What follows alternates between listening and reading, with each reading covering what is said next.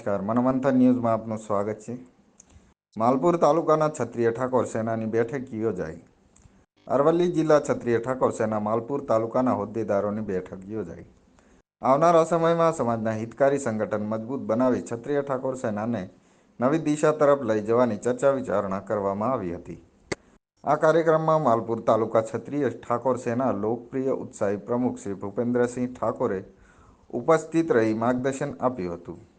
આ કાર્યક્રમમાં ક્ષત્રિય ઠાકોર સેના હોદ્દેદારો અને આગેવાનો ખૂબ જ મોટી સંખ્યામાં ઉપસ્થિત રહ્યા હતા। મનોમંથન ન્યૂઝ વનરાજસિંહ ખાંટ, માલપુર।